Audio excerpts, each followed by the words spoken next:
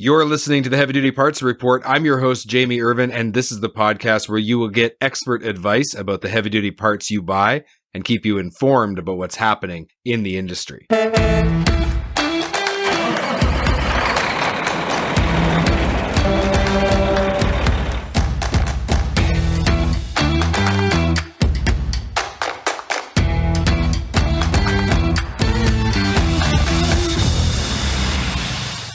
This episode is sponsored by Full Bay. If you own or operate a heavy-duty repair shop, you should check out this game-changing cloud-based solution, and you really can have it all. Efficient techs, faster invoicing, better inventory tracking, and more time with your family. To learn more, go to fullbay.com/HDPR. That's fullbay.com/HDPR today. Heavy Duty Parts Report, we discuss how important it is to focus on cost per mile over purchase price. It's a mantra that I've been preaching for over 20 years, but despite the concept of buying high quality parts and having that impact your overall bottom line by getting better performance, that's an easy concept to grasp. But it does prove more difficult in the real world because sometimes we have economic realities that we have to face. And I see over the last 20 years of my experience in this industry, fleet managers, maintenance managers, repair technicians struggling to execute on this simple concept. Could a change in our own perceptions about money help us not only improve our personal financial situation, but also improve our business acumen and help us to build more profitable businesses? My guest today is Vidal Espinosa of Invictus Advisors. Vidal is a unique accountant. He's got a very interesting perspective. He believes that everyone is broke. They just don't know it yet. Vidal, welcome to the podcast. Hi, good morning. Thank you for the invite. What is the fundamental reason that you feel people are broke, they just don't know it yet? It's plain and simple. People and business owners, mostly business owners, are scared to know their numbers. Simple as that. Most business owners and individuals think that their bank account, it's their financial statement. And they take everything from there. Ultimately, when we sit down with them and show them their numbers, they're broke, literally broke. They're working 24 hours, 7 days a week for nothing, for peanuts. And they think that they're making millions, and they're not. Okay, so it's interesting that you talk about being fearful of knowing their numbers, because I've done a lot of business coaching in the past and I've seen that over and over again. Where does the fear come from? They really know that they're not doing well in their businesses or in their personal finances. So if I ignore or if I don't open that envelope that has the bank statement, then I'm okay. If I don't know, there's no problem. But that's not the reality.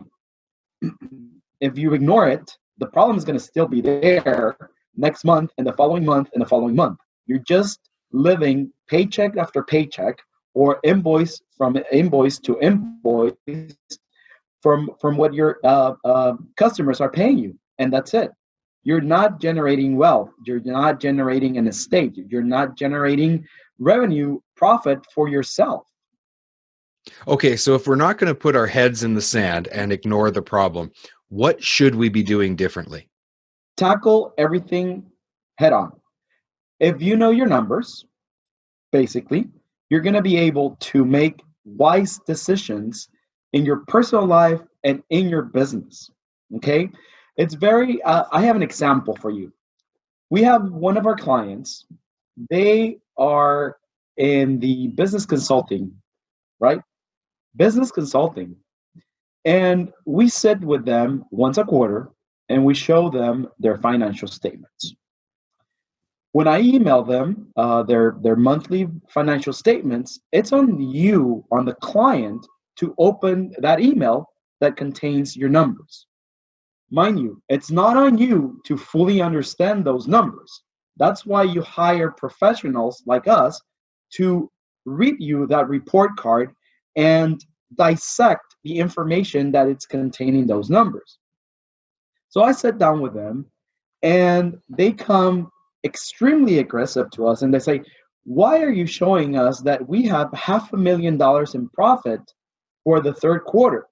And I'm like, you do have $500,000 in profit, but where is it? Is somebody embezzling the money? Do they owe us?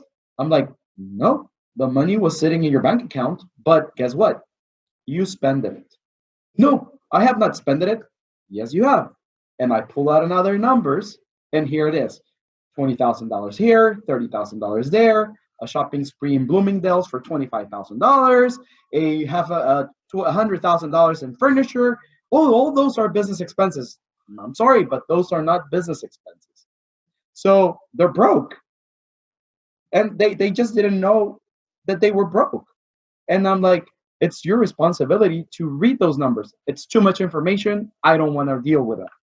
That's the problem. So I'm just curious, in that story, how long does it actually take for you to have that meeting and kind of just interpret the numbers so that a business owner can get their head around the realities? Look, we send financial statements to all our clients once a month. At the end of the month, we close the books because we don't do bookkeeping. We do accounting, tax planning, financial planning, because everything is cash flow. So by sending them those financials, it's on the client to open that email and review those numbers. If we don't hear from them, we took the proactive action to send them those financial numbers so they know them. They need to be proactive and send us the questions, because we don't know what questions they have based on those numbers. We are not in their business. We're not in their office on a day-to-day operations. So if we don't hear from them, we assume that those numbers are in accordance to what they think or they believe their business is doing. So when I sit down with them once a quarter to go over that quarter, to plan and to project and to do whatever it needs to be done as their CFO, that's when we realize, hey, there's something wrong, not with your business, but it's you with your being a business owner. And we found out that it's more common than not. Business owners are scared of their numbers because they really know that they're not doing as well as they think they are.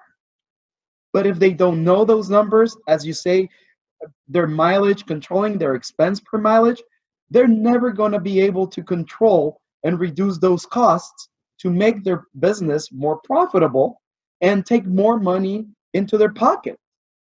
It's on the business owner. So what is the impact that you've witnessed personally on people in a personal way, like their personal lives? What's been the impact there? I'd love to hear a story about that. The same client, they realized that they were overspending in their day-to-day personally.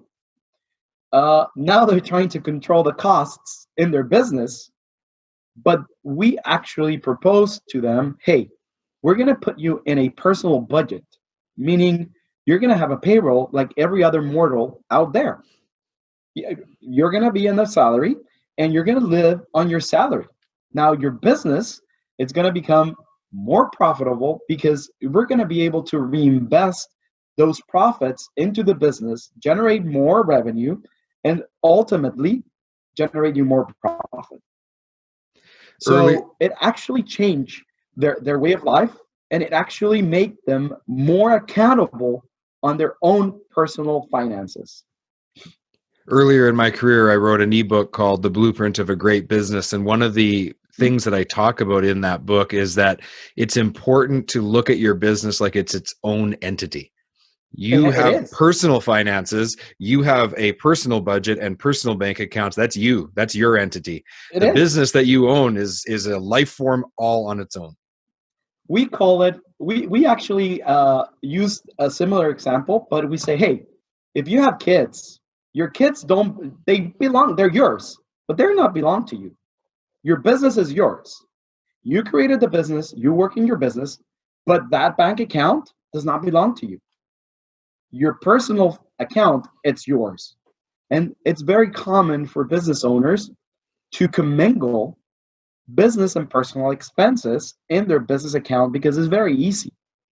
I understand it's your money, it's your company, but by doing so, you don't have healthy information to make wise decisions to grow your business. You started a business to generate wealth. You did not start a business just to be self-employed. Yeah, you own a business, you don't want to own a job. Yeah. You're listening to the Heavy Duty Parts Report. I'm your host, Jamie Irvin, and we've been speaking with Vidal Espinosa of Invictus Advisors. Vidal, there is plenty of opportunity for fleets to improve their profitability. And one of those opportunities is to focus on cost per mile over purchase price when they're buying heavy duty parts. So this is in the scenario of when they're maintaining the equipment that they've purchased. From an accountant's perspective, is that a wise strategy, and what more can we be doing? It is a wise strategy because if you buy cheap parts, and in general, if you buy cheap things, you're going to get what you pay for, period. Okay? I prefer to invest $100,000 in a good coach, business coach, that is going to make my business grow 10 times, 20 times, and I'm going to get a good return on that investment. Instead of spending $1,000 on a online seminar that it's not going to generate anything. So I assimilate that concept to the parts and maintenance on your fleet. We have several clients that are in the transportation industry, and one thing that we actually advise them on is your internal controls on that department must be very strict. And each COO or CEO must take a look at that department because you need to project. If you keep a very well maintenance schedule on your fleet, even though it's going to be expensive, don't think like that. It's an investment. You're going to upkeep the life of your fleet. Ultimately, instead of buying a fleet every 5 or 10 years, it's going to extend the life for a minimum cost. So we think that it's a great strategy. When it comes to creating cash flow, I'd like to dig into that a little bit deeper because I think that there sometimes is a misunderstanding about exactly what cash flow is. Let's start with the basics and we'll go from there. Cash flow is whatever comes into your business as income, whatever you send the invoice to a client, to a customer. That's the income part of your cash, okay? Cash flow coming in. But everything also has to go out. Now, whatever comes out are your expenses, your investment. Also, you have cash flow coming in if you have loans. If you borrow money, that's also incoming, okay? That's cash flow. Now, to control your cash flow, you need to be very intelligent strategically on how you invoice your customers and how you pay your vendors. We have clients that pay vendors every day. Don't do that. Internal controls, at least only twice a month, on the 15th and on the 30th. You control your cash, your money, whatever it's in your bank account. We actually also open business accounts, checking business accounts for our clients, two checking accounts. The funding account, which is where every single deposit from your customers, it's going to be accounted for, and that's it. No expenses from that account. You transfer every 2 weeks into the second checking account, which is your expense account. And you transfer whatever you project you're going to spend on those 2 weeks. And that's it. You control those two checking accounts, your influx and your outflux. That's a great way of controlling. If you don't have any control, use those two checking accounts, incoming, outgoing. That's it. At least then Simple. you always know how much cash you've actually got because you're only putting the money in the one account Exactly. for the incoming. That makes a lot of sense. Very simple. I like that. Very simple. And if you add and subtract the balances on those two checking accounts, you have your profit. or loss. Simple. This wasn't planned in our conversation, but it did just come to me, and I'd like to ask your opinion.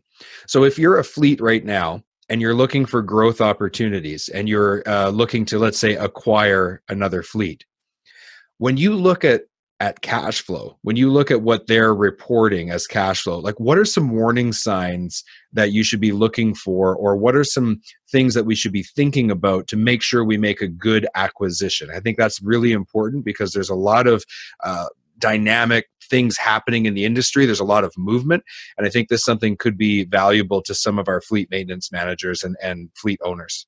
It's very simple. Instead of asking for the last 6 months of financial statements or bank statements, ask for the last 24 months. Okay? If they're hesitant on giving you the last 24 months or 36 months of bank statements, red flag. Because if somebody's trying to sell their business, they're going to try to increase their revenue in the last 6 months, 3 months of their business because they want to show you that they're very, very profitable or their revenue is increasing. You're going to buy a business 1.5 times the revenue that they're generating. That's a rule of thumb to buy a business. So I would advise 36 months, do your due diligence, and review the first 12 months of those 36 months, because that's going to actually tell you how that business is doing. Now, they're going to try to hold for the last 6 months their costs. They're going to probably try to segregate some of the expenses. So be very wise and be very, very determined on asking that information. Don't be afraid of asking those hard questions. You're buying a business. Okay? It's going to be a substantial investment on a fleet. So also be aware that most of their clients might not follow you. So be very careful. Ask them for contracts. If they have 12 months, 24 months, review those contracts that they have with those clients, because that's going to tell you how much revenue is going to stay when you buy that business. Cash flow, important, very important. Okay, so those probably are my two advice for you. So let's bring it back to the maintenance and the parts.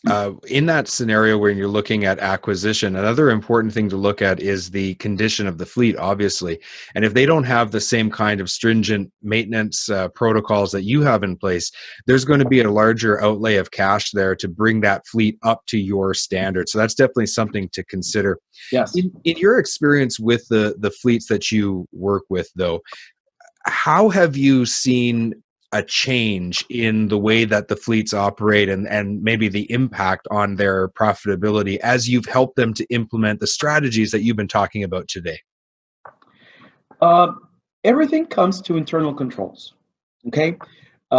Most fleet owners have no control because they're working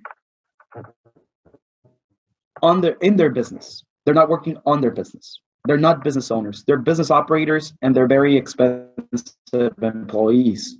Okay? So it's very hard for them to understand internal controls. They don't even follow their internal controls. So by having a structure, meaning an operator of the business, and somebody like us, like financial strategists, CFOs, chief financial officers, we help them understand how important internal controls are. You talk about maintenance. Maintenance is very important, and they follow to a point all those stringent controls because of the DOT and all the federal regulations. Okay, but they just stop there. They don't go one step ahead. That it's going to help them extend the life of the fleet. And that's where we come in. We help them understand that if they invest a little bit more, but they pull from here, so it will cost them more money, it makes sense to them. Maybe we reduce their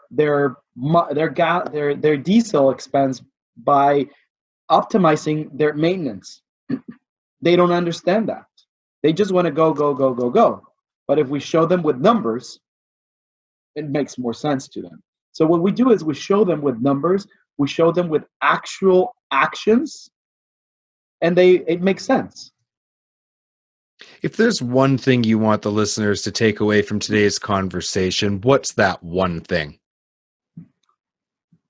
It would probably be know your numbers. Don't be afraid of knowing your numbers, because wanting to grow your business is just a wish. It's not a plan. It's never going to happen if you don't know your numbers or if you don't have actual information, data to do so. You just have a wish. That's it. You've been listening to the Heavy Duty Parts Report. I'm your host, Jamie Irvin, and we've been speaking with Vidal Espinosa.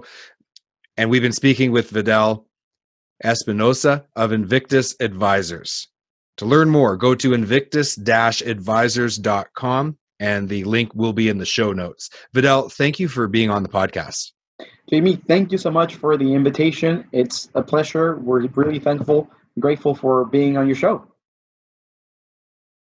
Have you subscribed to the podcast yet? Go to heavydutypartsreport.com today to subscribe to the podcast, and don't forget to give us a 5-star rating and review on the podcast player of your choice.